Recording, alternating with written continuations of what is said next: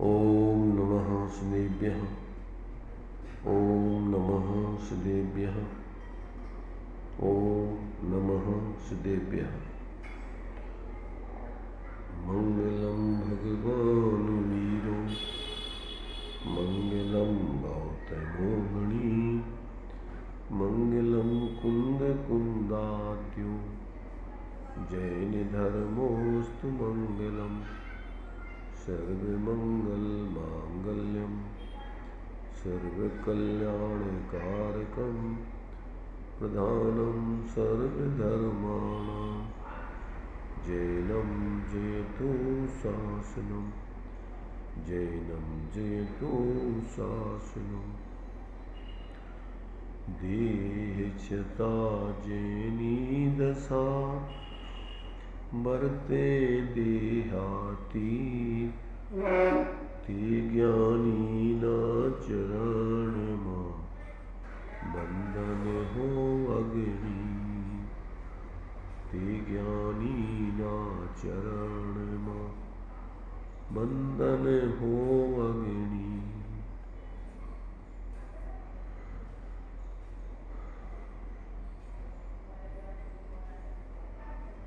चर्चा अपनी श्रीमद् राजचंद्र जी के वचनामृतों के माध्यम से चल रही है। जो विराग सरिता में श्रीमद् राजचंद्र जी के कुछ वचनों का आत्महित करने वाले जीवों के लिए संकलित किया गया है, उस संकलन में से ही अपनी यहाँ चर्चा चल रही है। कभी 180 तक के वचनों की अपनी चर्चा हो गई थी। अब उससे आगे के बारे में अपन विचार करते हैं। इनके एक एक वचन में बहुत ही गहराई और मर्म छिपे हुए होते हैं। उसके संबंध में अपन यहाँ चर्चा कर रहे हैं, विचार कर रहे हैं।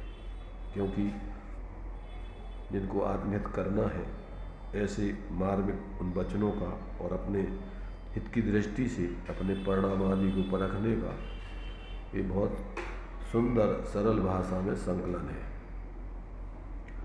अभी 180 नंबर का वचन अपन ने पढ़ा था कि अधिक श्रवण करने से मनन शक्ति मंद होती देखने में आती है। अर्थात जो लोग मात्र सुनने में ही लगे रहते हैं, उस सुने हुए स्वाध्याय का अथवा प्रवचन का विचार नहीं करते, निर्णय नहीं करते और मात्र सुनने की ही उनको आदत पड़ जाती है, तो कहते हैं उससे उनकी मनन करने की शक्ति अर्थात उनको स्वयं वस्तु तत्व का निर्णय करने की सामर्थ्य खत्म हो जाती है। वे जीव जो है आगे नहीं बढ़ पाते हैं। उनको एकमात्र सुनने की आदत होने से एक प्रकार से पराधीनता की आदत बन जाती है। इसलिए जो है जब तक आप जो भगवान जनेंद्र के वचन हैं, उपदेश हैं, उन उपदेशों का विचार करके निर्णय करके और जीवन में प्रयोग नहीं करोगे, तब तक अपने लिए जो है आत्मा का हित नहीं सध सकता है। इसलिए मात्र सुनना काफ़ी नहीं है, सुन करके उसको गुनना और गुन करके उसको जीवन में प्रैक्टिकल करना। जो अपना स्वस्वरूप है उसको अपने रूप ग्रहण करना, जो अपने से भिन्न है उनको भिन्न जानकर उससे मध्यस्थ रहना, और जो अपने स्वाश्रय से शुद्ध भाव प्रकट होते हैं उन भावों को अपने जीवन में प्रकट करना, और जो पराश्रय से अशुद्ध भाव चलते हैं उनका क्रम से त्याग करना। तो ये जब तक अपने लिए लक्ष्य नहीं होगा तब तक मात्र सुनते रहने से जीवों का हित नहीं होता। ये बात इसमें कही गई है। और उससे फिर खुद की बुद्धि निर्णय करने की खुद की बुद्धि खत्म हो जाती है और आगे का अपना जो है कार्य जो होने चाहिए वो नहीं होता है। तो यहाँ पर मात्र जो अपन को सुनने की आदत पड़ जाए और उसमें से आगे बढ़ने सुन करके उसमें से विचार नहीं करें, निर्णय नहीं करें और फिर उसमें से भेद विज्ञान करके स्वानुभव करके मोक्ष मार्ग की प्रवृत्ति नहीं करें और फिर अपने उस स्वरूप के आश्रय से ही जब तक पूर्ण वितरागता नहीं हो तब तक क्रम से जो अपने लिए हित अहितकारी भाव हैं और निमित्तादिक हैं उनका बराबर विवेक रख करके परिवर्तन नहीं करें, तब तक जो है इस जीव का अपना हित नहीं सधता है। मात्र एक अन्य काम है, जैसे ये भी जीव को काम हो जाता है सुनने का, और वो भी एक प्रकार से व्यसन टाइप का हो करके और मात्र वहीं तक सीमित रहता है, आगे नहीं बढ़ पाता है। तो ये बात यहाँ पर ने 180 नंबर के वचन में पढ़ी थी। अब आगे 181 नंबर का वचन है, अधिक आत्मिक सुख के विचार का काम किए बिना। अब यदि सुन भी लिया और आत्मा का हित का विचार भी कर लिया कि अपन को आत्मा का हित करने चाहिए, परंतु आगे का प्रयोग नहीं किया, काम किए बिना अपने आत्महित का निर्णय तो हो गया कि भैया अपना हित मैंने अपना आत्मा का वास्तव में हित करना चाहिए, और वो आत्मा का हित इस प्रकार से हो सकता है, अपन ने जानकारी भी कर ली और फिर आगे उस पर प्रयोग नहीं किया। तो कहते हैं जो जीव आत्मिक सुख के विचार का काम किए बिना अगर संतुष्ट होता है, बना रहता है, ऐसे ही विचार करके मात्र रह जाता है, तो अनंत काल दुख भोगना पड़ेगा। उसके चतुर्गति संसार के दुखों का अभाव नहीं होगा और आत्मिक सुख उसको प्रकट नहीं होगा। मात्र सुख का विचार कर लेने से, हित के विचार कर लेने से काम नहीं चलता है। उस हित का प्रयोजन साधने के लिए अपन को जब तक उस जाति का पुरुषार्थ स्वाश्रय से न किया जाए और पराश्रय से न हटा जाए, तब तक जो है कहते हैं संसार में चतुर्गति के अनंत काल से जो दुख भोगता रहा है जी, वो फिर ज्यों के त्यों पड़े रहेंगे और भोगना पड़ेंगे। इसलिए अनंत संसार भ्रमण करना ही पड़ेगा। यह बात जरूरत की नहीं लगती। जीवों को अभी जैसे भूख लगने पर भोजन जरूरत का लगता है, उसके बिना लगता है कि हम मर जाएंगे अगर भोजन नहीं करेंगे, पानी नहीं पिएंगे, वायु श्वास नहीं लेंगे तो मर जाएंगे। ऐसे उसको अपना आत्महित करने का कि जब तक हम अपना ऐसा अपने स्वरूप की आराधना करके और पूर्ण वितराग दशा प्राप्त नहीं करेंगे, तब तक हमारा वास्तव में सच्चा सुख, शाश्वत सुख, यथार्थ सुख हमें प्राप्त नहीं होगा। ऐसी अभी उसको जरूरत नहीं दिखती है। वो सोच रहा है कि बस जो हमारा चल रहा है इससे ही हमारा काम चल रहा है, इसी से हम जिंदा हैं। तो ये जो है इसको इस प्रकार की जो जरूरत नहीं महसूस होती है, तो ऐसी ज़रूरत महसूस नहीं होना ही उसके लिए वास्तव में उस जाति का पुरुषार्थ पैदा नहीं होने देता। तो क्या होता है कि जब ऐसी ज़रूरत महसूस नहीं होती उसकी, तो मतलब यह है कि चैतन्य ने अपने को ये आत्महित को कृत्रिम माना है।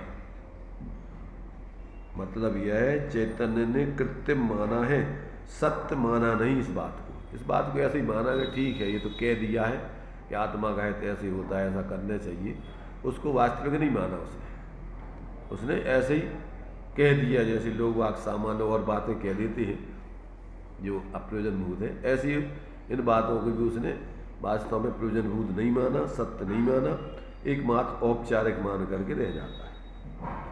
ऐसा जो है 181 नंबर के वचन में उन्होंने ये स्पष्ट किया है।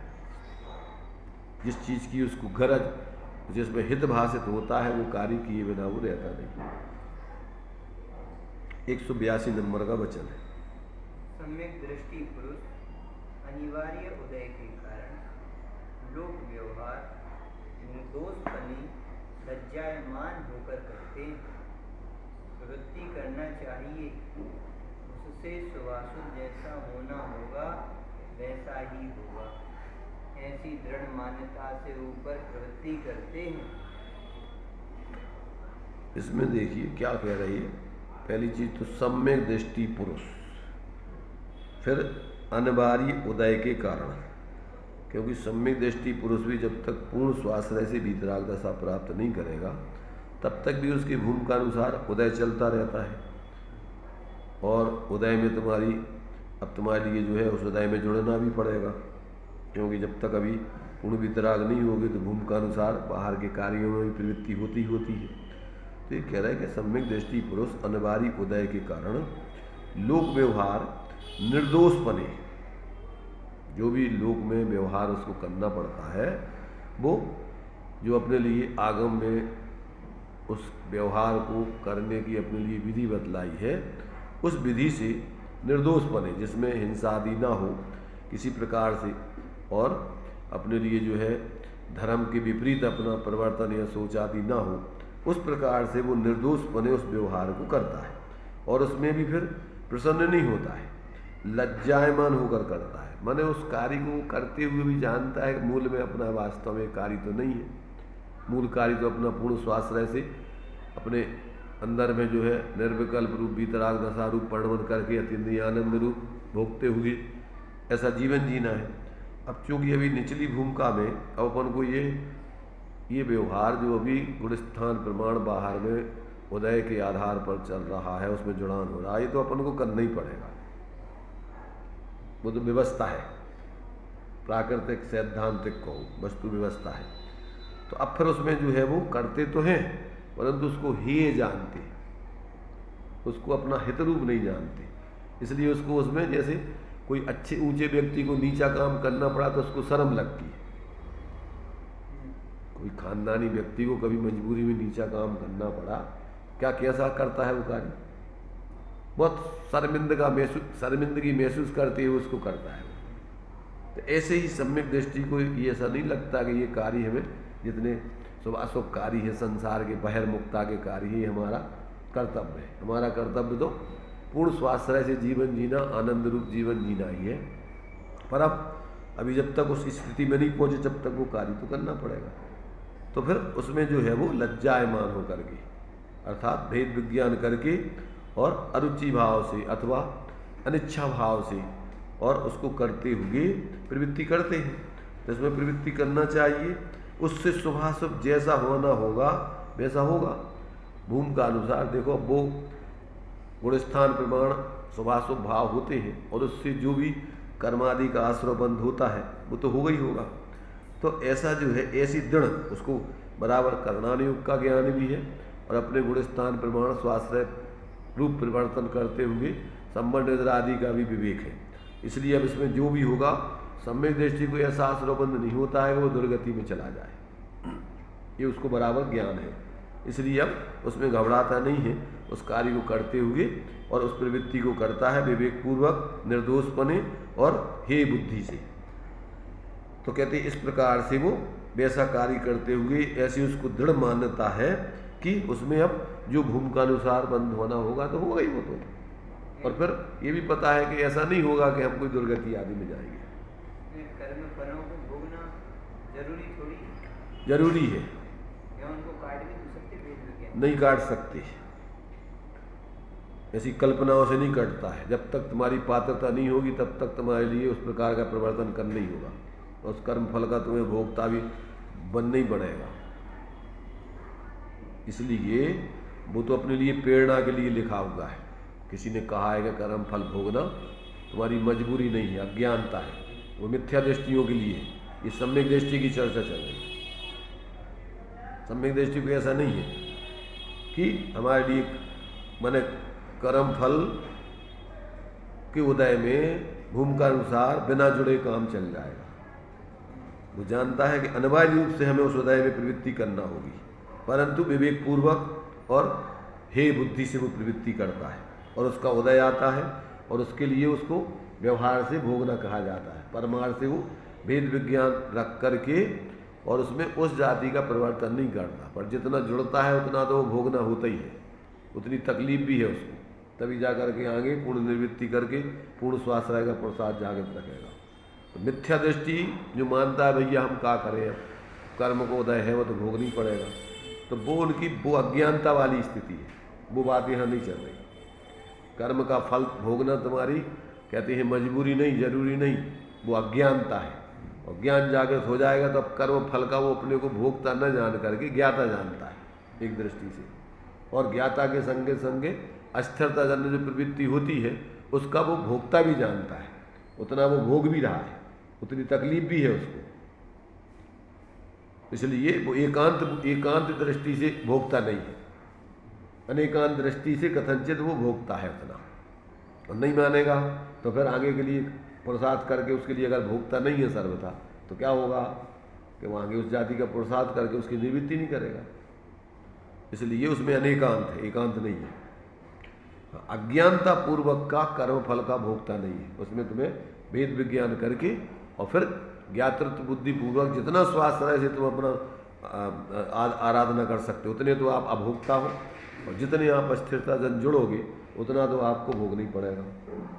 जानता है वो इतना कि हमारी मजबूरी है, क्यों उतनी स्थिरता नहीं हो पा रही, तो सहज रूप से जुड़ा है। हाँ, सहज रूप से क्या मजबूरी जन है, सहज मतलब उसको व्यवहार से सहज कहो, पर परमार्थ से वो उसकी सहज नहीं है, कृत्रिम है, मजबूरी जन है, अस्थिरता जन ना चाहते हुए वाली है। इस प्रकार से जो है इस 182 नंबर के वचन में कि सम्यक दृष्टि पुरुष अनिवार्य उदय को, क्योंकि गुणस्थान प्रमाण उदय अनिवार्य रहेगा, लोक व्यवहार निर्दोषपने लज्जायमान होकर करते हैं, प्रवृत्ति करना चाहिए, उससे शुभाशुभ जैसा होना होगा वैसा होगा, ऐसी दृढ़ मान्यता से, पता है कि ये ऐसा भी जो होना है वो बंद होगा उतना उतना, ऐसी दृढ़ मान्यता से ऊपर लिखी हुई प्रवृत्ति को वो करते हैं, तो उतनी उतनी जिस गुण स्थान में वो है उस गुण स्थान जन उसमें घबराते नहीं है और उसमें उतावलापन नहीं करते, और उसमें किसी प्रकार से जो है अन्यथा सोच करके भागने की नहीं सोचते, उसमें आपको बड़ी शालीनता से विवेकपूर्वक प्रवृत्ति करना, पर अरुचि भाव से, अनासक्त भाव से, वेद विज्ञान पूर्वक। हाँ, इस प्रकार से ये जो है ज्ञानियों के वचनों में अनेकांत दृष्टि से कहाँ कौन सी बात किस विवक्षा से की गई है, बराबर उसको समझना चाहिए। तो यहाँ पर जो है ये 182 नंबर का वचन हो गया। 183 नंबर का वचन है, जब असाता का उदय ना हो तब काम कर लेना, ऐसा ज्ञानी पुरुषों ने जीव की असामर्थ्य देखकर कहा है कि जिससे उदय आने पर चलित ना हो। इसमें क्या मतलब है कि भाई ये तो अपने लिए यहाँ जो ये बतला रहे हैं कि जब तक असाता का उदय ना हो तब तक काम कर लेना चाहिए। जो अपन बोलते जो लो न रोग जरा गहे तो लो झटत निज हित करो, तो ये सामान्य से उपदेश है। क्यों? इसलिए कि आत्मज्ञान सम्यक दर्शन तो असाता का महाउदय सात्विक नरक का भी होने पर और वहां पर भी जीव सम्यक दर्शन प्राप्त कर लेता है। पर यहाँ तो जो जीव अभी मनुष्य पर्याय आदि में हैं उनके लिए ये कार्य अनुकूलताओं में तो सहज हो पाता है, पर प्रतिकूलताओं में उसका उपयोग भटकता रहता है, अपने आत्महित के मार्ग में नहीं लग पाता है। इसलिए ये नियम जो है कमजोर जीवों को देख करके और इस प्रकार से कहा गया है। तो सर्वथा उसको नहीं लगा लेना कि असाता का उदय आने पर हम अपना कल्याण कर ही नहीं पाएंगे। नहीं, वो कल्याण मुनिराजों का तो जिसको भेद विज्ञान हो गया वो बात अलग है। अभी तो जिसको अभी भेद विज्ञान नहीं हुआ है तो कम से कम उसको भेद विज्ञान के लिए ऐसी प्रेरणा दी गई है जो कमजोर सामर्थ्यवान जीव है, जिनकी सामर्थ्य उनके लिए। जब लो न रोग जरा गए तब लो झटती, तो वही बोला ना अभी, तो उनके लिए ये उपदेश है, क्योंकि उनका उपदेश प्रतिकूलताओं में लगता नहीं है। बार बार उपयोग अपना रोगों की तरफ, बुढ़ापे आदि की तरफ, इंद्रियां शिथिल हो जाती हैं, बुद्धि कमजोर पड़ जाती है, याद रहता नहीं है और मन लगता नहीं है। तो इससे पहले कहते हैं कि भैया जब तक तुम्हारे ऐसे असाता का उदय नहीं आया तब तक तुम अपना काम कर लो।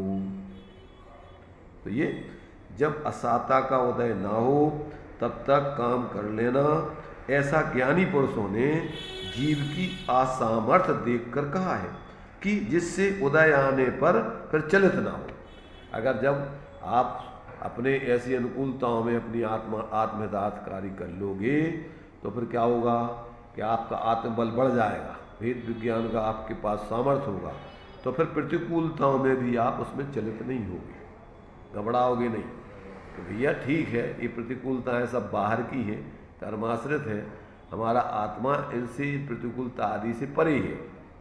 तो ऐसा वो जब वो इस प्रकार से अपना भेद विज्ञान करके अपने स्वरूप को पकड़ लेगा तो वो निर्भय होकर के फिर आत्मयथार्थ का कार्य कर सकता है, विशेषण में चलित नहीं होगा। तो एक सामान्य तरीके से उपदेश समझना चाहिए। वैसे तो संगी पंचेंद्रीय जीव कैसी भी प्रतिकूलताएं साथ में नरक तक की हो, वहाँ पर भी वो अपना काम, हाँ इतनी बात जरूर है कि वहाँ आगे का काम नहीं हो सकता है। कौन सा? अब वो चाहे कि हम आगे संयम धारण कर लें और विशेष वितरागता बढ़ा लें, तो अब वहाँ नहीं। अभी मनुष्य पर्याय में आप वो काम कर सकते हो। इसलिए यहाँ अभी जब तक असात हमारे ऐसा कोई पाप का उदय नहीं आया कि जब तक तुम त्रियंच आदि गति में नहीं गए अथवा कोई और गतियों में नहीं गए, तब तक यहाँ आप अपना हित का काम कर लो। इसमें इसलिए अनेक अनेक विवक्षाओं से अनेक अनेक दृष्टिकोणों से उपदेश होते हैं। तो जहाँ जिस दृष्टिकोण से जिस लक्ष्य से वो उपदेश दिया गया हो उसका वो अर्थ निकाल के, बाकी उसमें सर्वथा ऐसा न लगा करके कि भैया अब हमारी सामर्थ्य नहीं है। तो तीव्र साता का उदय तो असंगी तक के जीवों को माना जाता है, वहाँ काम नहीं कर सकते आप किसी प्रकार भेद विज्ञान का। और संगी पंचेंद्रीय जीवों को, और उसमें मनुष्य पर्याय में थोड़ी अनुकूलता होने पर व्यक्ति को थोड़ा विशेष रूप से अपना कार्य कर सकता है। प्रतिकूलता होने पर फिर उसका मन नहीं लगता है और उपयोग इधर उधर भटकता रहता है। तो इसलिए ये बात वहाँ उस बात पर अपन को ध्यान रखना चाहिए। 184 नंबर का वचन है। ज्ञानी पुरुषों को कर्म रूपी कर्ज से मुक्त होने के लिए हर्षायमान पने तैयार रहना चाहिए, कारण वह दिए बिना छुटकारा होने वाला नहीं। सुख दुख जिस द्रव्य क्षेत्र काल भाव से उदय आने वाले हैं, उनमें इंद्रादि भी फेरफार करने में शक्तिवान नहीं। क्या कह रहे हैं इसमें? ज्ञानी पुरुषों को कर्म रूपी कर्ज से मुक्त होने के लिए हर्षायमान पने तैयार रहना चाहिए। भाई तुमने किसी का कर्जा ले लिया है और अब वो कोई मांगने आवे तो तुम्हारा फर्ज बनता है सज्जन पुरुषों का कि भैया ठीक है आप अपना कर्जा चुका लो, अभी हमारे पास है, अब अपना ले जाओ। तो ऐसा जो व्यवहार में अपन ये बोलते हैं, ऐसे ही यहाँ पर कहते हैं, ये तो अपन को एक दृष्टांत हो गया। ऐसे ही अपन को जो पूर्व में अज्ञान दशा आदि में अपन ने कर्म बांधे हैं, अभी तो उदय में आएंगे। अब उस उदय में आप क्या करो, अब हाय तो वह मत मचाओ, किसी को दोष मत दो। क्या ज़्यादातर क्या है, अपनी करनी आप करे सिर वालों की धरता। ज़्यादातर जीव अज्ञान दशा में क्या करता है, दूसरों पे दोष देते हैं। हमारे मम्मी पापा ने हमें पढ़ाया नहीं, हमें ऐसा नहीं किया, इनने अच्छा धंधा नहीं करवाया, फलाना नहीं। तो ये जो है ये इसका जो है ये सही तरीके से मैंने इसका जो है ये चिंतन नहीं है। जितने भी निमित्त बनते हैं वे निमित्त ही हैं और तुम्हारे कर्म के उदय पूर्वक बनते हैं। इसमें कोई नो कर्मों का उसमें दोष नहीं होता है। इसलिए ज्ञानी पुरुष इसको समझते हैं कि भैया जो हमने किए स्वयं किए जो कर्म शुभाशुभ फल निश्चय ही भी देते। स्वयं करे फल अन्य दे, तो स्वयं किए निष्फल होते। अपने कर्म सिवाय जीव को कोई न फल देता, कुछ भी पर देता है यह विचार तज स्थिर हो छोड़ प्रमादी बुद्धि। तो ये ज्ञानी जीवों को तो ऐसा भेद विज्ञान होता है, इसलिए कोई भी परिस्थिति का आरोपण वो किसी अन्य पर नहीं करता। वो परिस्थिति हमारे द्वारा ही की गई पूर्वकृत कर्मों के उदय की परिस्थिति है। इसलिए इसमें अब अपन को उस परिस्थिति से निवृत्ति करना है। अगर ऐसी परिस्थिति आगे नहीं चाहिए, अब इसमें अपन समता रखें, भेद विज्ञान रखें। आए तो वह न मचावे परिणाम न बिगाड़े, इष्ट अनिष्ट की कल्पना ना करें। तो ये बराबर अपन को उस कर्म के उदय में समता रख करके उसकी निर्जरा करने चाहिए। ये कह रहे हैं कि उस बंधे हुए कर्म को आगे के लिए और परिणाम बिगाड़ के नया कर्म नहीं बांधना चाहिए। और वर्तमान अपने परिणाम बिगाड़ के अपना वर्तमान का समय क्या है खराब नहीं करना चाहिए, आकुलता आदि में प्रवृत्ति नहीं करनी चाहिए।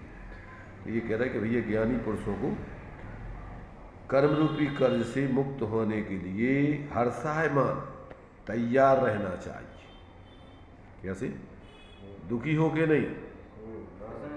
अपन पढ़ते समाधि में आने पर प्रसन्न होता है कि भैया चलो ये अपने लिए जीर्ण शीर्ण कपड़े को छुड़ा करके नए मकान में भेजने के लिए अपने लिए ये क्या हुआ है, ये आयु समाप्त होने वाली है। इसलिए जो भी कर्म का उदय आता है ज्ञानी उसमें धोता धोता नहीं है, उसमें क्या करता है, प्रसन्न रहता है, सहज रहता है। इसलिए हर्षायमान तैयार रहना चाहिए, कारण कि दिए बिना उसका छुटकारा होने वाला नहीं है। दिए बिना मतलब भेद विज्ञान किए बिना, समता में रहे बिना उसकी निर्जरा नहीं होगी। अगर उसमें आप जुड़ोगे, ननुनच करोगे तो फिर आगे के लिए कर्जा, फिर आगे कर्म बनेगा। अब उसी की पुष्टि के लिए यहाँ पर एक अपने लिए सिद्धांत से प्रस्तुत किया गया है, जो अपने लिए तुम्हारे से जम जस जम्मी देसे जीर्ण बिहाणे जम्मी कालम्मी जो दिया हुआ है काय में, कार्त के रुद्रेक्षा में स्वामी कार्त के स्वामी ने दिया है कि जिस द्रव्य का जिस क्षेत्र में जिस काल में जिस निमित्त से जो कुछ भी शोक दुख जीवन मरण भगवान जनेन्द्र के ज्ञान में आया है, वो उस प्रकार उस द्रव्य का उस क्षेत्र में उस काल में उस निमित्त से उस प्रकार का क्या है, वो संयोग बनता ही बनता है। तो कहते हैं उसमें सुख दुख जिस द्रव्य क्षेत्र काल भाव से उदय आने वाले हैं उसमें इंद्रादि भी फेर फार करने में समर्थ नहीं है। तो ऐसा जो मानता है, जानता है और सहज समता भाव रखता है वो सम्यक दृष्टि, और जो ऐसा नहीं मानता है वो कुदृष्टि, मिथ्या दृष्टि। जिस द्रव्य का जिस क्षेत्र में जिस काल में जिस निमित्त से जो कुछ भी उदय आना है वो उसी हिसाब से आ रहा है, इसको बदलने में कोई समर्थ नहीं है। ऐसा जानकर जो सहज रहता है, वेद विज्ञान करके जीता है, वो जीव सम्यक दृष्टि है। और जो ऐसा नहीं मान के अन्यथा मानता है और उसमें अन्यथा परिवर्तन कराना चाहता है तो कहते वो सब कुदृष्टि है, मिथ्या दृष्टि। इसलिए अपन को इस वस्तु व्यवस्था के अंतर्गत जब ऐसा ज्ञान हो जाता है तो फिर वो जीव किसी प्रकार से संकल्प विकल्प करके पर पदार्थों में एकत्व ममत्व आदि करके इष्टनिष्ठ की कल्पना आदि करके अपने परिणामों को नहीं बिगाड़ता, मिथ्यात आदि रूप परिणमन नहीं करता विपरीत मान करके। वो बराबर वेद विज्ञान पूर्वक ऐसा वस्तु का स्वरूप समझकर सहज रहता है, ज्ञाता रहता है, और किसी प्रकार से परिणाम जितनी सामर्थ्य है उसमें अपने समता अपने गुण स्थान प्रमाण रखकर, और कदाचित उसमें जुड़ान होता है तो समझता है कि ये हमारी कमजोरी है, ये उस पदार्थ का कुछ लेना देना नहीं है, ये हमारी कमजोरी है कि हम उसमें पूर्ण समता में नहीं रह पा रहे हैं। ऐसा ज्ञातृत्व पूर्वक जुड़ान होने पर उस भाव को ही जानता है, छोड़ने लायक, उन पदार्थों को बदलना नहीं चाहता है, उन पदार्थों को अच्छा बुरा नहीं मानता है। क्या करता है, अपने परिणाम अपने स्वरूप में स्थिर करके उसमें सहज रहना चाहता है, और जितना जुड़ता है वो अपनी कमजोरी मानता है, अपनी गलती मानता है, इसमें किसी दूसरे की गलती नहीं है, ऐसा वो ज्ञानी जानते हैं। 185 नंबर का वचन है। अनंत काल से जीव का संसार में परिभ्रमण हो रहा है, और इस परिभ्रमण में इसने अनंत जप तप वैराग्य आदि साधन किए मालूम होते हैं, तथापि जिससे यथार्थ कल्याण सिद्ध होता है ऐसा एक भी साधन हो सका हो ऐसा मालूम नहीं होता। वैराग्य आदि साधन की अभी बताएंगे, चलो पढ़ो पूरा। ऐसे जप तप या वैराग्य अथवा दूसरे साधन मात्र संसार रूप हुए हैं, वैसा किस कारण से हुआ, यह बात अवश्य बारंबार विचारणीय है। अब ये जो है इन्होंने माने जो बाही में जिसको धर्म मान करके अज्ञानी जीव करते हैं बिना भेद विज्ञान के, बिना आत्मज्ञान के, और वो उसके लिए मुक्ति का कारण नहीं होता है, संसार के कारण होते हैं, क्योंकि जितने भी शुभाशुभ भाव हैं वो सब संसार के हेतु हैं। तो यहाँ पर उसी बात को सिद्ध कर रहे हैं कि अनंत काल से जीव का संसार में ही परिभ्रमण हो रहा है। और इस परिभ्रमण में इसने अनंत बार जब भी किया तब भी किया, वैराग्य आदि धारण करके साधु भी बना, और ये सब साधन इसने अनंत बार कर लिए। जो पर पढ़ते मुनि वृद्धार अनंत बार ग्रेव को उपजायो पहले आत्म ज्ञान में ना, तो कहते इसने ये सब बाहर के काम तो अनंत बार कर लिए जो संसार के हेतु हैं। अंतिम ग्रीवे लोगों की हद पायो अनंत विरिया पर, तो ये सब बिना व्यवहार जब तक के तो जा ही नहीं सकता है। तो ये सब किए उसने, महीना महीना के उपवास भी कर लिए, शरीर सुखा दिए, पर पहले जो आत्म ज्ञान बिना सुखलेश न पाए। तो कहते ये सब किए उसने, साधन किए मालूम होते हैं, तथापि जिससे यथार्थ कल्याण सिद्ध होता है ऐसा एक भी साधन हो सका हो ऐसा मालूम नहीं होता है। अगर इसने एक भी साधन जिससे कल्याण होता है ऐसा साधन अपनाया होता तो आज तक चतुर्गति का पात्र रहता ही नहीं। तो इसका मतलब ये है कि आज तक उसने ऐसा कोई साधन नहीं अपनाया जो स्वाश्रय वाला आत्मार्थ का जो साधन है, निश्चय मोक्ष मार्ग रत्नत्रय मूल मोक्ष मार्ग, आज तक उसको ग्रहण किया ही नहीं। बाहर बाहर ही प्रवृत्ति करता रहा, पराश्रित प्रवृत्ति करता रहा, स्वाश्रित प्रवृत्ति आज तक नहीं की इसने। तो ज़्यादा से ज़्यादा अपन बोलते ना कि किसकी दौड़ मस्जिद तक, बस ज़्यादा से ज़्यादा आया तो मंदिर आदि आ गया, थोड़ा बाहर से संसार शरीर भोगों से विरक्त हो गया है, छोड़ करके जंगल आदि चला गया, सब भोजन आदि भी छोड़ दिया, उपवास आदि भी कर लिए, परंतु जो मूल प्रयोजन था उसका वो प्रयोजन उसने समझा नहीं कि बाहर की निवृत्ति तो स्वरूप प्रवृत्ति के लिए थी, पर वो प्रवृत्ति नहीं की, इन्हीं में लगा रहा।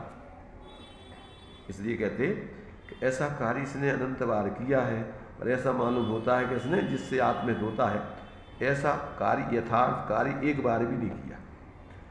ऐसे जप तप या वैराग अथवा दूसरे भी साधन मात्र संसार रूप ही हुए हैं, वैसा किस कारण से हुआ इस पर सोचो। पे कछु हाथ हजू ना परियो, सब कुछ कर लिया, कछु और रह गया साधन, कौन सा साधन बाकी रह गया इसका विचार करो। जब तक ऐसा उस साधन के बारे में विचार नहीं करोगे और उसको जीवन में नहीं अपनाओगे तब तक ये जीव का दिन रात शुभाशुभ भावों से मेरा व्यापार चला करता, मानस वाणी और काया से आश्रव का द्वार खुला रहता, शुभ और अशुभ की आकुलता, ज्वाला आकुलता, परमार्थ से आकुलता, ज्वाला तो उपमा है, वो अग्नि के ऊपर उपमा दी है, परमार्थ से तो राग आग बोलते उसको अपन, तो आकुलता उसकी निरंतर विकल्पों की आकुलता। तो कहते हैं ये जो है जीव ने आज तक ऐसा अपना जो है स्वास्थ्यकारी मोक्ष मार्ग का कार्य परमार्थ साधन को नहीं अपनाया। इस बात को कहते हैं बारंबार विचार निर्णय करके और उस साधन की ओर बढ़ना चाहिए जो आज तक हमने नहीं किया। इन्हीं को बार बार पुनरावर्तन करके भूल जाता है जी, उसी में परिवर्तन करता रहा, फिर जिंदगी पूरी हो जाती है, घूमते घूमते जो मूल कार्य है वो उसका रह ही जाता है। कभी भी अगर मान लीजिए इतने जीवन में अभी तक जितनी जिंदगी में अपन ने जो कुछ किया, अगर उसमें कोई अपने लिए ऐसा कोई अलौकिक कार्य है ना, आत्म सुख का कार्य, मन वचन काय से अलग होकर के ऐसा स्वाश्रय पने का जो स्वरूप का अनुभव का कार्य है वो नहीं हुआ, तो अपन को ये सब जो भी किया है उसमें एक अपनी धर्म बुद्धि छोड़ देना चाहिए, सुख बुद्धि छोड़ देना चाहिए, और उसके लिए अपन को ज्ञानियों का सानिध्य करके और फिर उस कार्य को अपनाने के लिए कोई जात्यंतर पुरुषार्थ करना चाहिए। बहुत मुश्किल है, क्योंकि भीड़ चारों तरफ मोही जीवों की है, उन्हीं से घिरा रहता है और एक दूसरे को वो उपदेश भी करते रहते हैं। परस्पर में आचार्य पर आज तक ऐसा जो है उसने ज्ञानियों का सानिध्य करके आत्महित के उपदेश का पुरुषार्थ नहीं किया, तो वो कार्य यहाँ करने की इन्होंने प्रेरणा दी है। 186 नंबर का वचन है। दीक्षा लेने की बारंबार इच्छा होती हो तो कभी उस वृत्ति को शांत करना और कल्याण क्या तथा वह कैसे हो इसकी बारंबार विचारणा और गवेषणा करना। इस प्रकार अनंत काल से भूल होती आई है, इसलिए अत्यंत विचार से कदम उठाना योग्य है। वाह। तो क्या कह रही है कि भाई देखो, अभी तक तुमने ये सब काम कर लिए मनमाने तरीके से अथवा अज्ञानी जीवों के सानिध्य में या उनके नेतृत्व में, पर आज तक तुमने जो मूल कार्य है वो नहीं किया। उस मूल कार्य को करने के लिए आपको घर गृहस्थी छोड़ के भागने की जरूरत नहीं है। अभी तो पहले उस मूल कार्य को समझ करके, और वो कार्य आपका जहाँ हो वहाँ रह के हो सकता है, और वहाँ जब वो कार्य हो जाए तो फिर आगे के लिए कह रही तो कि अभी तुम्हारे लिए अगर दीक्षा आदि लेने की भावना पैदा होती हो, इच्छा आती हो बारंबार, तो अभी उसको शांत करना। क्यों कि बिना आत्मबोध के तुम्हारे लिए अज्ञानता में, ऐसी भावुकता में दीक्षा तुमने अनंत बार ले ली और उससे कोई कल्याण। और एक बार जीव ऐसी मिथ्या प्रवृत्ति में फंस जाए तो फिर उसको छोड़ पाना बहुत मुश्किल है। और लोक व्यवहार में भी एक बार तुमने अगर कोई भी बाह्य व्रत आदि धारण कर लिए और फिर छोड़ दो तो लोगों की नज़रों में तुम्हें ऐसे लगता है कि भ्रष्ट हो गए। सबसे पहले क्या होता फिर? लोक भय। उस लोक भय के कारण से फिर तुम उससे हटके फिर कोई काम नहीं कर पाओगे, उसी में उलझे रहोगे। इसलिए ये तो अनुभव की सारी बातें बता रहे हैं कि अज्ञानी जीव कहाँ कहाँ फंसता है, कैसे कैसे फंसता है, धर्म के नाम पर भी कैसे ठगाया जाता है। इसलिए मूर्खता में, भावुकता से घबरा करके, अकुला करके और घर गृहस्थी छोड़ करके और कहीं ऐसे भाग मत जाना।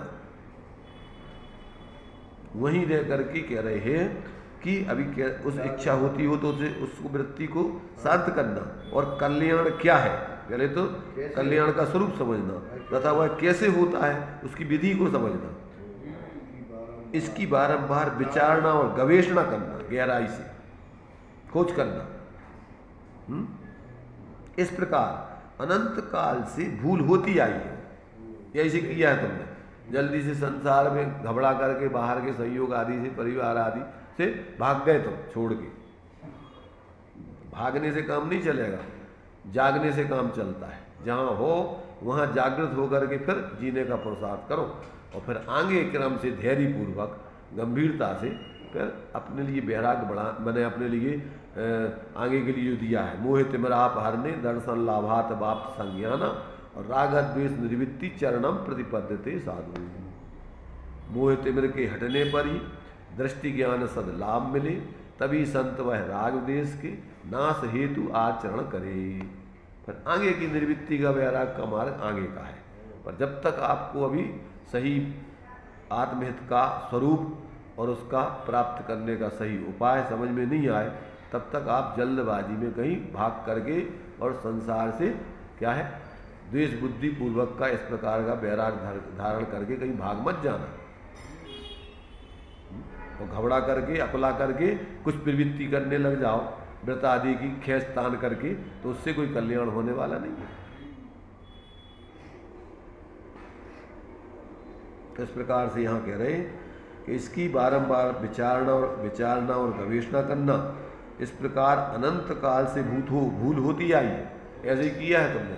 बाहर की निर्वृत्ति लेकर के भाग जाना बहुत सरल है, पर अंदर में प्रवृत्ति करना, सब प्रकार के विकल्पों से निवृत्त होकर के निर्विकल्प स्वरूप की आराधना करना, इसके लिए उपयोग बहुत सूक्ष्म चाहिए, धैर्य चाहिए और भूमि का अनुसार विवेक चाहिए।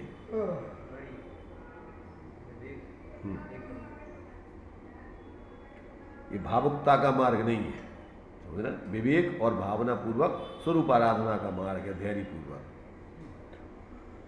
तो इस प्रकार से इसलिए अत्यंत विचार से कदम उठाना योग्य है, क्योंकि वर्तमान का काल बहुत विचित्र काल है, विसंगतिपूर्ण काल है। चारों तरफ धर्म के नाम पर सारे लोग अपने अपने मनमाने तरीके से परिवर्तन कर रहे हैं और अज्ञानी जीवों का इस काल में नेतृत्व चल रहा है और बहुमत के आधार पर लोग धर्म जान रहे हैं। भीड़ इकट्ठी करने के चक्कर में क्या है, लोगों को बाह्य सुविधाएं आदि दे करके, अनुकूलताएं दे करके, प्रलोभन आदि देकर और अपने अपने धर्म के संप्रदाय में शामिल करना चाहते हैं।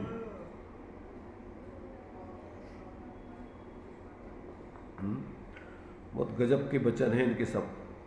जीवों को, वर्तमान कालिक जीवों के लिए जागृत करके यथार्थ आत्महित के मार्ग में लगाने के लिए बहुत आवश्यक है। इनको समझे पड़े बिना वास्तव में सच्चा आत्मार्थ होना जीवन में प्रकट नहीं हो सकता। जैसे पंडित टोडरमल जी का मोक्ष मार्ग प्रकाशक और ये इनके वचन वगैरह, जितने भी वर्तमान में ज्ञानी हुए उन्होंने कैसे अपनी वर्तमान परिस्थिति में, क्योंकि इस काल में सम्यक दृष्टि पैदा होती नहीं, उनने कैसे इस परिस्थितियों में अपना कार्य किया है, तो सबके लिए भी वो इस वर्तमान पंचम काल के जीवों को मुख्य रूप से उनने वो सजग किया है। तीर्थंकर आदि के समय तो बहुलता से ज्ञानी जीव होते हैं और उस समय तो मोक्ष मार्ग बहुत विशेष रूप से चलता है, पर इस काल में मोक्ष मार्ग बहुत लुप्त है।